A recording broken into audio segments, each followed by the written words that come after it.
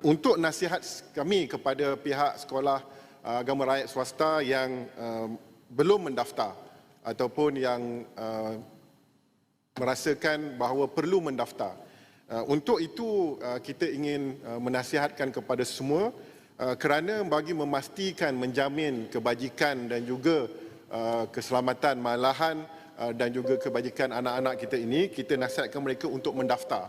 Sekiranya belum cukup ataupun belum memenuhi syarat untuk pendaftaran, untuk melihat kebajikan anak-anak ini dapat kita pelihara, bolehlah kita mendaftar ataupun buat sementara waktu di sekolah-sekolah lain yang dibenarkan untuk mengikuti peperiksaan. Setakat ini, bantuan kerajaan berjumlah 150 juta ringgit telah memberi manfaat besar kepada sekolah agama swasta selain bantuan tambahan yang disalurkan oleh kerajaan negeri masing-masing.